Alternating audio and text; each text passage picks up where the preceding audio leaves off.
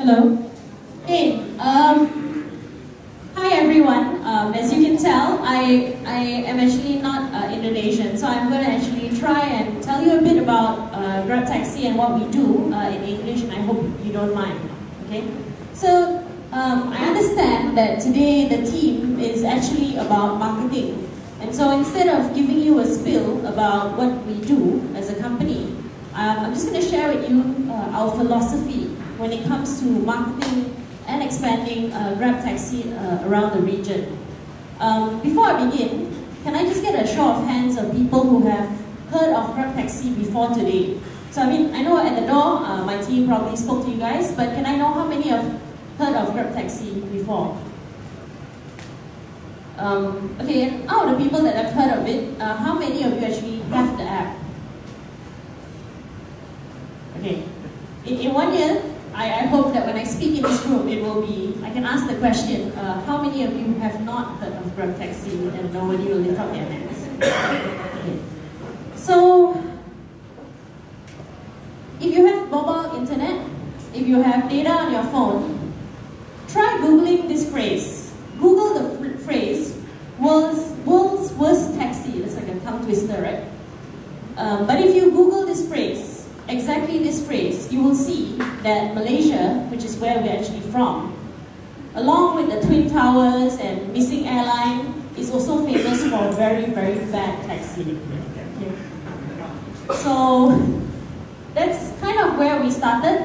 We started as My Taxi in Malaysia, and our mission was to make taxis a lot better, right? We wanted to allow you to be able to book a taxi and have a great experience with one app. So if you're not familiar with what we do, we are a smartphone app. We allow you to book a taxi through the app. So that means that you don't have to go to the side of the road, in the hot sun, in the rain. You don't have to queue up. You don't have to call a call center and wait for 5 to 10 minutes, listen to really noisy, bad music, and after that they tell you, oh sorry, no taxi. Right? So we've been around for 2 years now, and in that 2 years, we've expanded to 6 countries. So we started in Malaysia. We are now in, so we started in Malaysia, we then went to Philippines, Thailand, Singapore, Vietnam, and Indonesia is our newest, youngest market.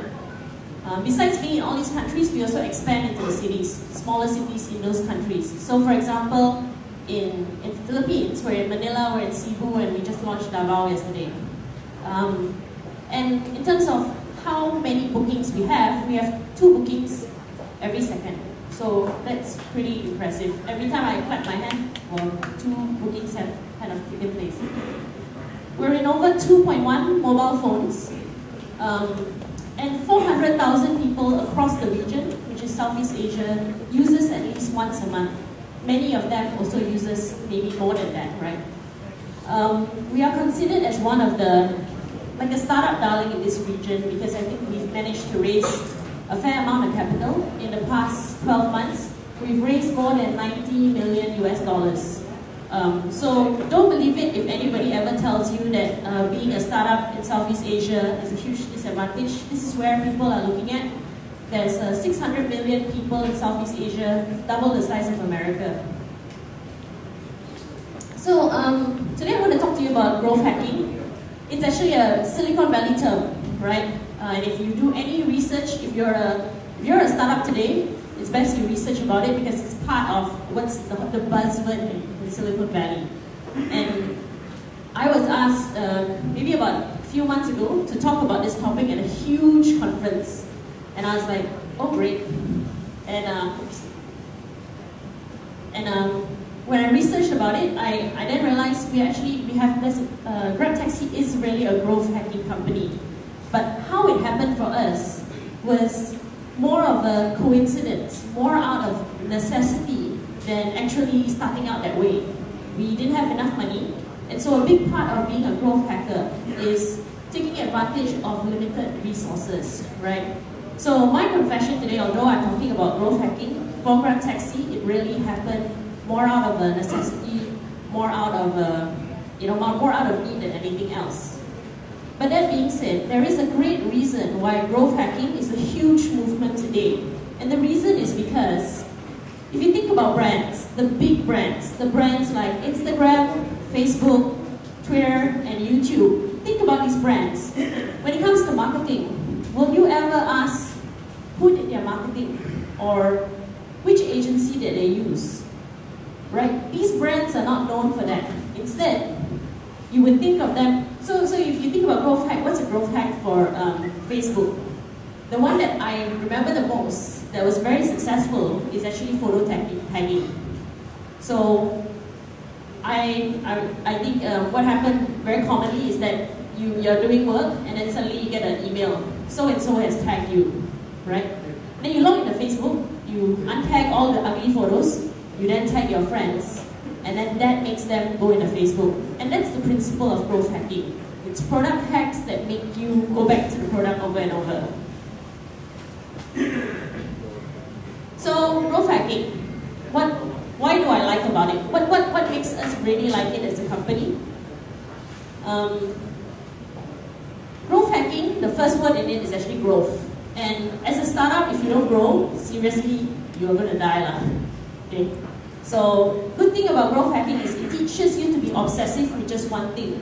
Not like my marketing, my investors, it's about growth. Okay? And I work for the marketing department, and sometimes you get carried away with creatives, with cute stuff. But growth hacking, another principle is actually using data. So your decisions, whatever they may be, must be driven by analytics. And growth hacking is a function of three things: marketing, product, and data. Okay? So I'm just going to share with you three things, three growth hacking principles that we practice at GrabTaxi that has helped us become the company that we are today. So the first growth hacking principle for us is you shouldn't spend money on advertising until you have product market fit. Any money that you spend before that is really just a waste of money. And this is our history. Okay? So if you look at GrabTaxi history, this is the first year that we started. Our history is very distinct. If you look at the first year, we hardly expanded. And the reason is because we were looking for product market fit. We were looking to perfect our product good enough, well enough so that we can have exponential growth. And that happened in the second part of our history, which is where we are today. So, about growth hacking, if you have a product that's really good, that's really awesome, built by a great team, but your market is not big enough, you will still eventually die. A very good example, for example, is if you build a projector but it's only compatible for the iPhone 4. No matter how great that product is, you're going to die because that market is now very, very small.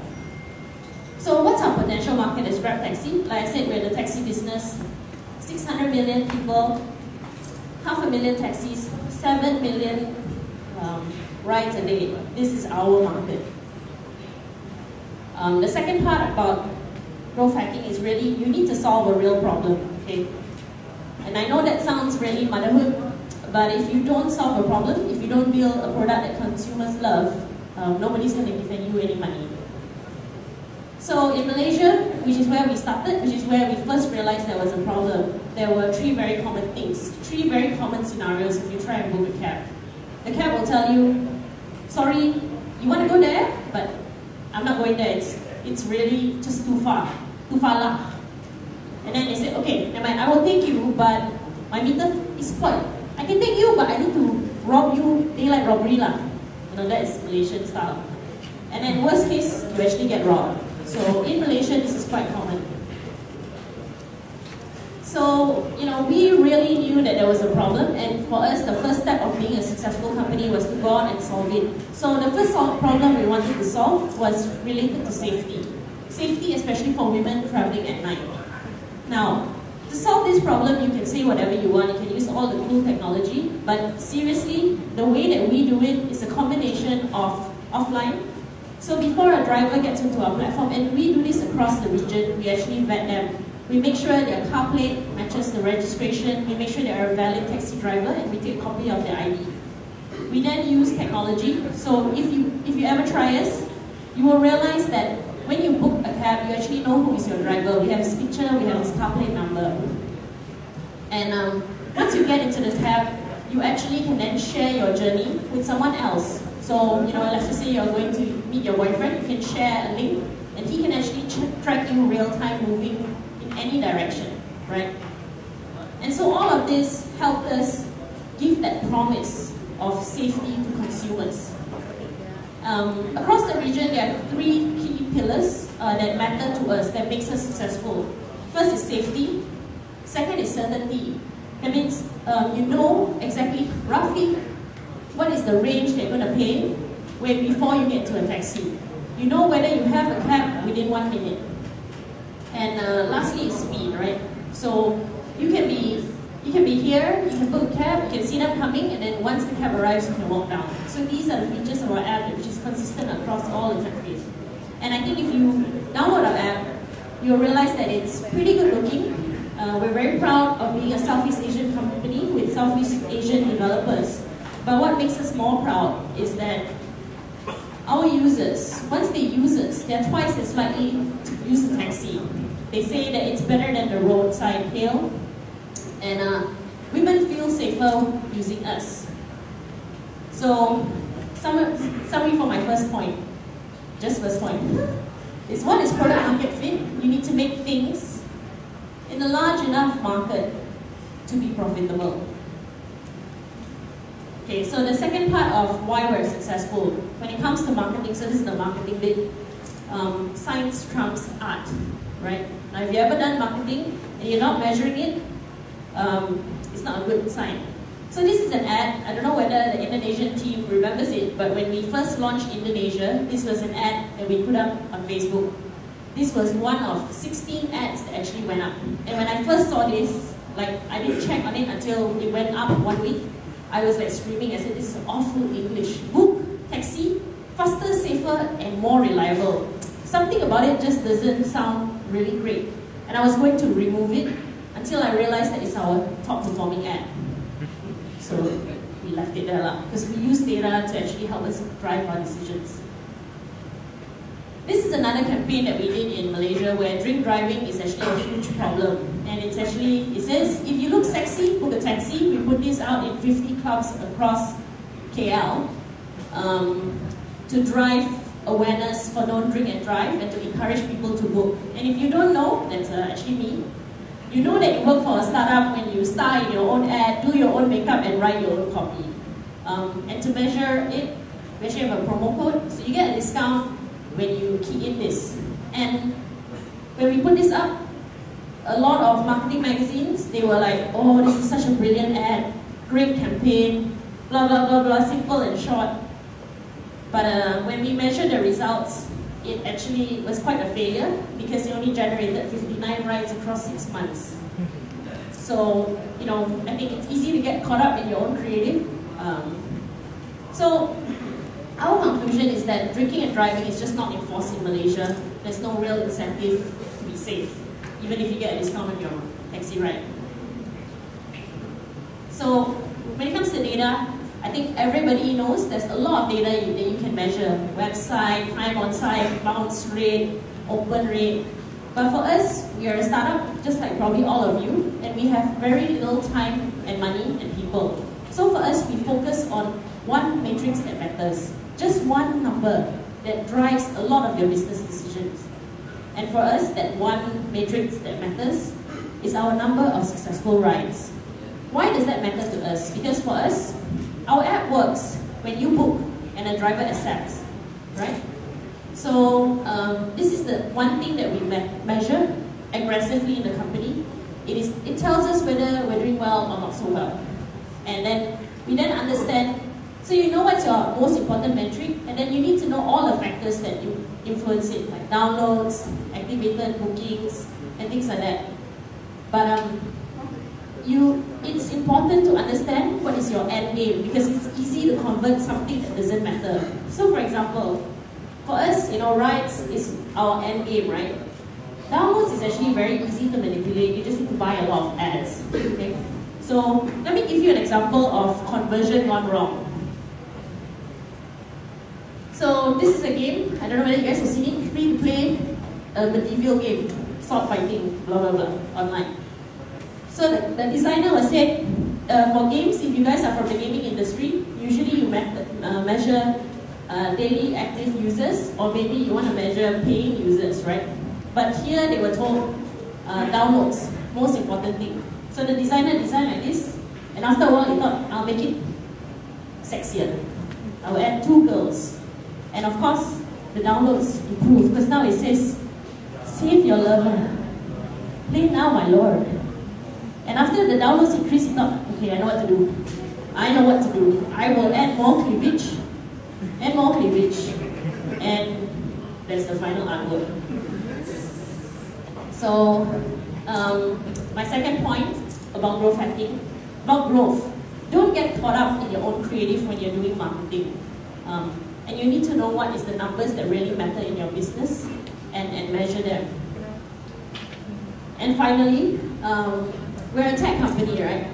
And for us, this is really important. It's called fire bullets before you fire cannonballs. And so if you're a digital company, you're a tech company, you realize that the most secret resource is your engineering team. You know, I always ask my tech team, can I have this feature? Can I have that feature? And they'll tell me, can, with enough time and money. And I'm like, you know, you got competition, you want to move fast. So I think it's very important in many things that you need to really measure. You need to sort of like, so our philosophy is like, we have a 2-week cycle, you build, you measure, you learn.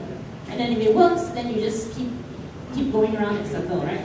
So one example is we always wanted to have promo codes in the app. We didn't used to have it. And what promo code is like, some of you I think have downloaded our app but never tried it because maybe you don't have the reason, maybe we are new. Today we started with this idea. Let's make people who have downloaded the app but never tried, let's give them an incentive so that they will try. So when we asked our tech team, they said, I don't know whether this promo code thing will work, so before you can build it, you need to prove that it will actually work. And so they asked us, you know, ask your consumer, key into this field. We were like, hell, okay, we'll just do it anyway. And then after we did that, we realized that there were a lot of limitations. It's not intuitive, users are really lost and all that crap. But the most important thing was we realized, despite all of that, people will actually use it and people will actually convert. And because we tested that, we were then able to build the second version, which now has a dedicated field. We then validate it, and we have a lot of levers that we can play with. So if you've never used this before, you can pick up a promo code right here. It's for first-time users. So this code has been automatically generated in the back end so that it only rewards you if you've never used this before. It can be based on city, time, I mean, all of these things. None of them are things that we don't use. And the reason is because we kind of hacked it and used it first. So, in summary, about our growth, why are we the company that we are today? I think we were successful because before we started advertising, we focused on product market fit. We were very data-driven as a company. And I think for us, we really believe that you test, you iterate, and then you move forward. So, this is my sell at the end of hopefully educating you guys on something interesting. What is growth hacking? It is a combination of marketing. So my marketing message to you is, if you've never used this before, go to the door and pick up our promo code. You will actually get 15 rupiah off your first 3 rides with us. Now, growth hacking is not just about marketing, it also involves product. And we have a promo code today that exists for that purpose, you know, so that you can key in. And data. Why is it that it's 3 rides, first 3 rides? We have back-end data that shows that users are 50% more likely to become active after they take 2.5 rides with us. And so in summary, growth hacking is about scalable, repeatable growth driven by data, product, and marketing. Thank you, everyone.